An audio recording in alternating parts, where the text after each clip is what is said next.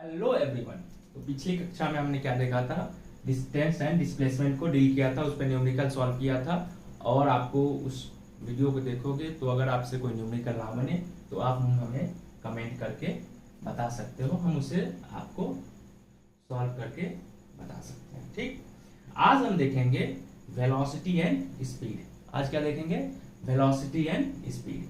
Velocity and speed देखने से पहले हम कुछ टर्म को जान लेते हैं जो टॉपिक से रिलेटेड तो नहीं है लेकिन टॉपिक में आया हुआ है ना, तो अब ताकि आपको जब उस टॉपिक पे डील करें हम तब आपको तकलीफ ना हो। पहला क्या है? ग्राफ।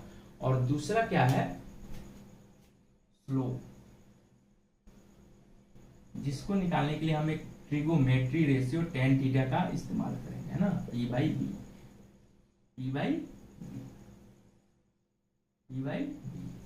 तो ये क्या है?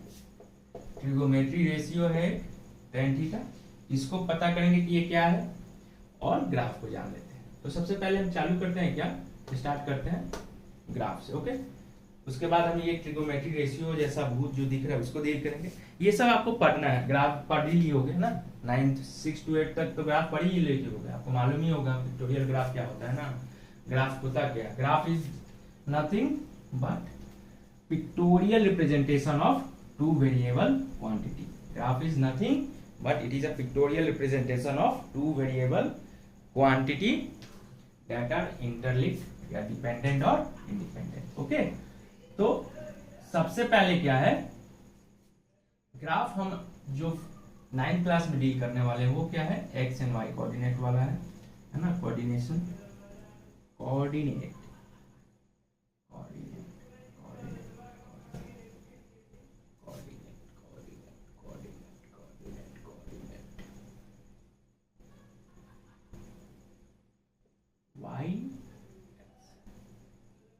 ग्राफ क्या है भैया?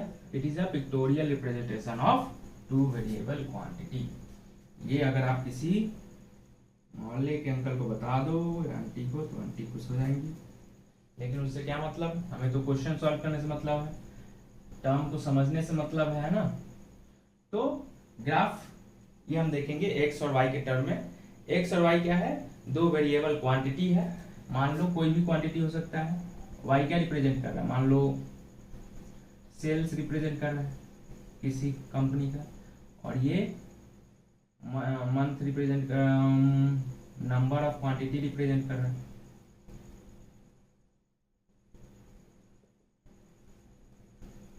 सेल्स इन रुपीज, ये क्वांटिटी।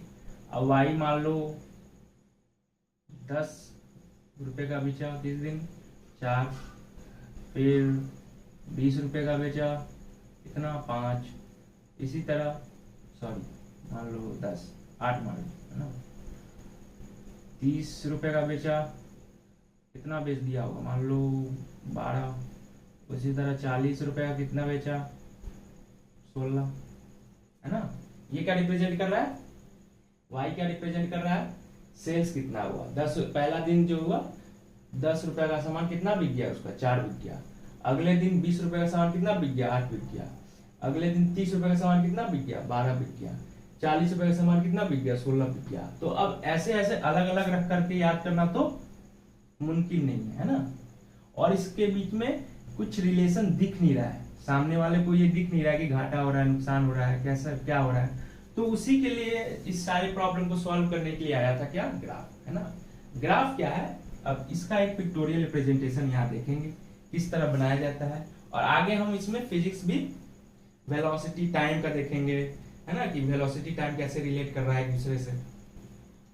तो सबसे पहले इनको ग्राफ बनाने के लिए या इस पे शो करने के लिए सबसे पहले हम दो एक्सिस लेते हैं, वर्टिकल, हॉरिजॉन्टल। वर्टिकल जो वाला होता है ना उसको हम बोलते हैं वाई एक्सिस, इसको क्या बोलते हैं? Y axis. और जो हॉरिजॉन्टल होता है उसको क्या बोलते हैं? एक्स एक्सिस, उसको क्या बोलते हैं? X axis. ओके, यहां भी लिख सकते हो वहां भी लिख सकते हो, लेकिन हम यहाँ हॉरिजॉन्टल को हमेशा एक्स एक्सिस और वर्टिकल को वाई एक्सिस लेते हैं। ओके, एंड सेकेंड, जहां हॉरिजॉन्टल और वर्टिकल लाइन कट करता है उसको क्या कहते हैं हम लोग, ओरिजिन कहते हैं। उसको क्या कहते हैं, ओरिजिन पॉइंट कहते हैं। उसको क्या कहते हैं, ओरिजिन पॉइंट कहते हैं। थर्ड इसमें क्या होता है, आपने ग्राफ पेपर को देखा होगा, स्मॉल स्मॉल बॉक्स बना होता है 1 सेंटीमीटर का, 1 सेंटीमीटर का, 1 सेंटीमीटर का, है ना, 1 सेंटीमीटर का। ये तो हम थर्ड क्या करते हैं, लेट करते हैं ना। क्या ये तो इजी है, 40 तक ही। ग्राफ में बहुत से बड़े बड़े डाटा आते हैं, लाख करोड़ इतना भी, तो ताकि हम 1 सेंटीमीटर को उतना मान सके, ताकि जो हमारे पास डाटा जितना भी हो, है ना, जितना भी हमारे पास डाटा हो वो पर्टिकुलर ग्राफ में आ जाए, है ना, उस पर्टिकुलर रिप्रेजेंटेशन में पूरा का पूरा डाटा आ जाए। इसीलिए हम मान के चलते हैं। मान लो ये 1 सेंटीमीटर है ना, ये 1 सेंटीमीटर को अब यहाँ 10 है। अब 10 कैसे इसमें लिखोगे, 10 तो मान लीजिए क्या है, मेजरमेंट में है, ये रुपया में है, ये मेजरमेंट में, ये किस में होगा, सेंटीमीटर में होगा, मीटर में होगा, और वो किस में है, रुपया में होगा। ये नीचे क्या है, नंबर्स में है, तो क्वांटिटी में है, तो कैसे वो डिनोट करते हैं, इसीलिए मान के चल लेते हैं ना कि y एक्सिस के लिए 1 सेंटीमीटर और बॉक्स 1 सेंटीमीटर और 1 box equal to 10 rupees. Okay, और x एक्सिस के लिए जो 1 बॉक्स होगा या 1 सेंटीमीटर वो कितने के बराबर होगा, मान लो 4 क्वांटिटी का मतलब है ना, 4 के बराबर होगा। ठीक, नंबर ऑफ क्वांटिटी 4 के बराबर। ओके, तो देखो यहां से यहां तक 1 सेंटीमीटर तो कितना हो जाएगा, 10, अगला 10 20 रुपीज, अगला 10 30 रुपीज, अगला 10 40, अगला 10 50 रुपीज। ये क्या रिप्रेजेंट करने लगा, रुपया। ओके, 1 सेंटीमीटर 10 रुपए को रिप्रेजेंट करता है, अगला सेंटीमीटर, अगला 1 सेंटीमीटर 20, इसी तरह फर्दर ऑन आगे। इसी तरह एक्स एक्सिस पे 1 सेंटीमीटर किसको दिया है, 4 क्वांटिटी को, कि 4 सामान बिक गया। उसी तरह अगला 4 8, अगला 4 12, अगला 4 16 20। तो आप देख रहे हो कि जितना भी डाटा था हमने इस पे कहीं ना कहीं डिनोट या हम कोऑर्डिनेट के साथ दिखा सकते हैं। दिख रहा है कि नहीं दिख रहा, ठीक। अब दिखाते हैं कैसे इसको रिप्रेजेंट करते हैं। तो सबसे पहले रिप्रेजेंटेशन में हम क्या लेते हैं, एक्स एक्सिस को लेते हैं ना। तो अगर 4 है तो 4 को ऊपर बढ़ाएंगे, ठीक, ऐसे सीधा 4 को हमने बढ़ाया, फिर इधर से y को, और जहां ये दोनों कट करेंगे, जहां ये दोनों कट किया, इधर से 4 पहला, उधर से 10, पहला 4 10, क्यों, क्योंकि 10 रुपया वाला सामान कितना बिका था, 4 बिका था, यानी कि 4:10। ये रिप्रेजेंटेशन क्या कर रहा है, 4:4 बोल रहा हूं, सॉरी, 4,10, 4,10, इसको ए मान लो। ओके, फिर अगला टर्म क्या है, 8:20, 8:20, है ना। एक्स एक्सिस को पहले लिखते हैं, वाई एक्सिस को बाद में, इसको बी मान लो। फिर अगला डाटा क्या है, 12:30, 12, इसको सी मान लो, इसको।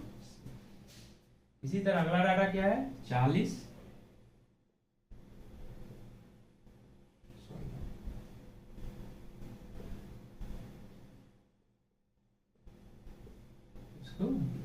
पहले एक्स एक्सिस फिर वाई एक्सिस, ठीक, ये हो गया। और जब हम इन सारी कोऑर्डिनेट्स को मिलाते हैं, जो हमने डाटा को लिखने के बाद मिला, तो अब हमें एक इन सब के बीच में रिलेशन मिल रहा है ना, इन सब के बीच में एक रिलेशन मिल रहा है। और हमें देख लो क्या मिल रहा है कि ये जो लाइन है वो हमेशा ऊपर की तरफ चलती जा रहा है, वो हमेशा ऊपर की तरफ जा रहा है, नीचे नहीं आ रहा है, कहीं इधर नहीं जा रहा है, उधर नहीं जा रहा है, ठीक। तो ये तो हो गया, है ना। ये डाटा क्या है, ये पूरा डाटा का एक रिलेशन बता रहा है। ये जो लाइन दिख रहा है आपको, जब सारे कोऑर्डिनेट्स को मिलाया हमने, तो जो भी डाटा हमें मिला उन सबका रिलेशन ये कि लाइन बता रहा है, ठीक, कि इसका प्रॉफिट हो रहा है। अगर ये सीधा जा रहा है यानी कि हमेशा कुछ ना कुछ एक्स्ट्रा बिक रहा है उसका, ये हम आगे देखेंगे, है ना, कि स्ट्रेट लाइन का मतलब क्या होता है, डाउन लाइन का मतलब क्या होता है, ठीक, स्लोप क्या होता है। मैं बस अभी बता रहा था आपको कि डाटा को कैसे रिप्रेजेंट करते हैं ग्राफ पे, ठीक। अब आगे क्या देख लेते हैं हम लोग, ट्रिगोमेट्रिक रेशियो देख लेते हैं, ठीक। आगे क्या देखते हैं हम लोग, ट्रिगोमेट्रिक रेशियो देख लेते हैं, ठीक। ट्रिगोमेट्रिक रेशियो आपको फिर पढ़ना है 10th क्लास में, हम उतना ही जानेंगे जितना आपको बोर ना हो, आप बोरियत फील ना करो क्या पढ़ा रहा हूं मैं, ठीक। ट्रिगोमेट्री रेशियो में ट्रिगोनोमेट्री यानी हिंदी में त्रिकोणमिति, पता नहीं क्या बोलते हैं, अच्छा ग्राफ मिटाया नहीं मैं।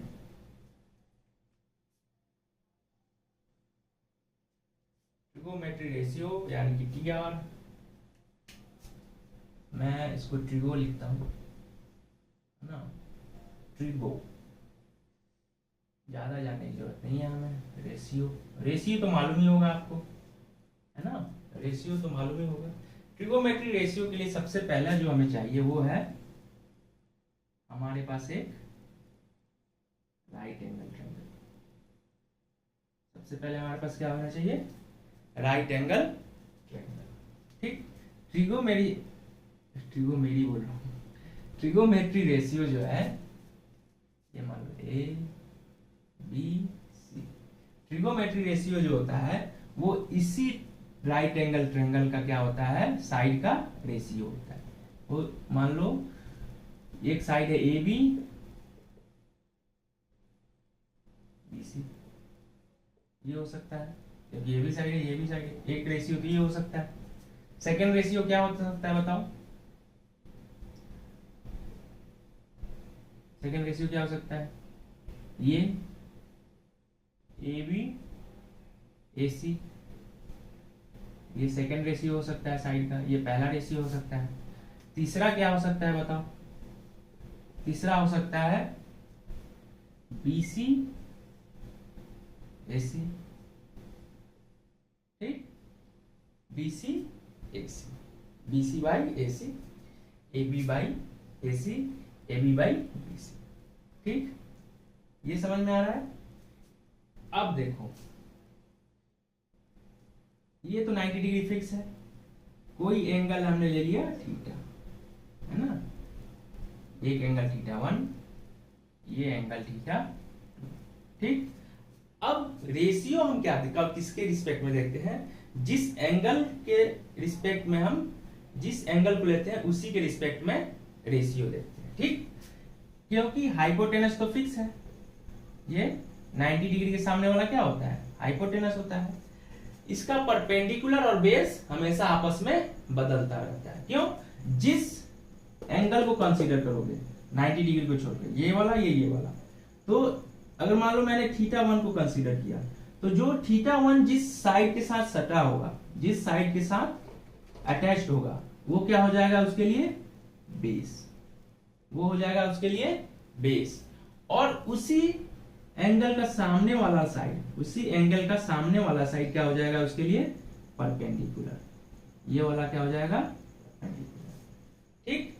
और अगर मैंने इसको कंसीडर ना करके मैंने इस थीटा 2 को कंसीडर किया, मैंने थीटा 2 को कंसीडर किया कि नहीं मुझे थीटा 2 से देखना है, तो थीटा 2 किस साइड से सटा हुआ है, ए बी से, तो थीटा 2 के लिए बेस क्या हो जाएगा ए बी, और इसके सामने वाला एंगल, इसका सामने वाला साइड क्या हो जाएगा परपेंडिकुलर, इसका सामने वाला साइड क्या हो जाएगा परपेंडिकुलर।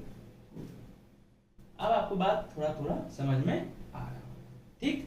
अब चलो अब हम देखते हैं इनके रेशियो, थीटा 1 के रिस्पेक्ट में देखते हैं, हम क्या देखते हैं थीटा 1 के रिस्पेक्ट में, थीटा 1 के रिस्पेक्ट में देख रहे हैं तो साइड ए बी बटा बी सी, तो हमारे पास एक तो ये रेशियो आ गया बेस और परपेंडिकुलर का, ठीक। तो परपेंडिकुलर क्या है थीटा 1 के लिए ए बी और बेस बी सी, पहला रेशियो जैसे मैंने वहां लिखा था, ठीक। उसी तरह सेम सेकेंड रेशियो क्या आ गया, पहला इसके लिए देखो बेस ये है BC, हाइपोटेनस छूट रहा है AC। थर्ड इसके लिए परपेंडिकुलर क्या है AB, हाइपोटेनस AC।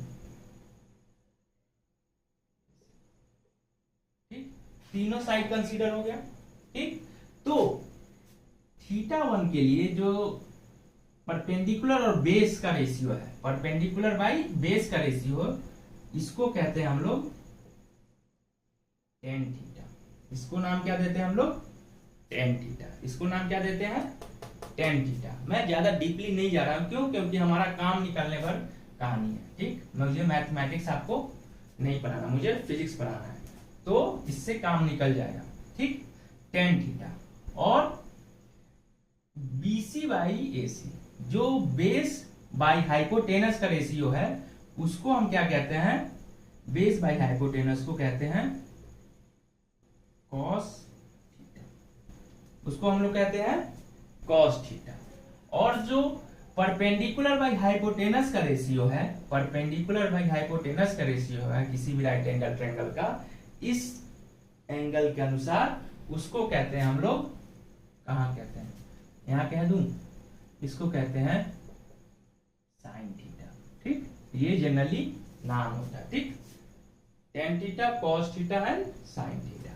अब इन्हीं का अपोजिट मैं हो गया, मेरा एक अपोजिट भाई हो गया है ना, जैसे करण अर्जुन, दोनों अपोजिट थे, तो इसका भी कोई ना कोई अर्जुन होगा, उसको बोलते हैं cot थीटा, उसको बोलते हैं cot थीटा। इसका अर्जुन कौन होगा, sec थीटा होगा।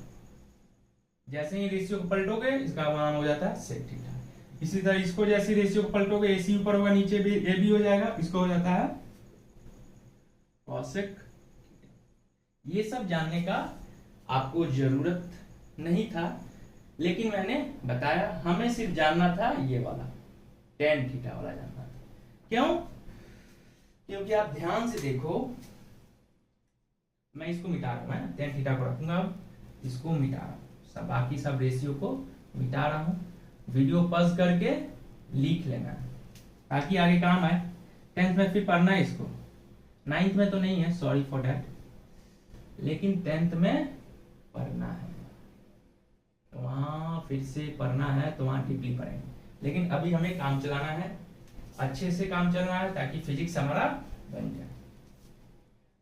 हमने tan थीटा की बात की थी, किसकी, tan थीटा। वो किसका रेशियो था, ध्यान से देखो, tan theta perpendicular by base, perpendicular by base, AB by BC।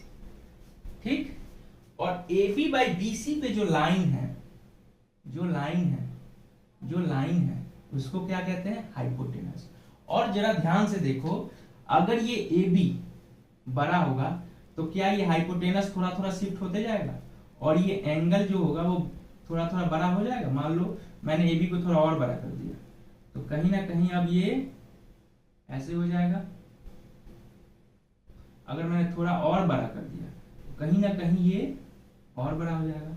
और ध्यान से देखो, जैसे जैसे ये बड़ा हो रहा है, क्या इसका जो ढलान है, जिसको हम लोग एक झूलते हैं ना, झूला जो बचपन में झूलते थे, क्या बोलते हैं उसको, कहीं ना कहीं वो ढलान थोड़ा शार्प होते जा रहा है, थोड़ा शार्प होते जा रहा है। यानी कि जो इसी को बोलते हैं, सॉरी, इसी को क्या बोलते हैं, स्लोप बोलते हैं, स्लोप।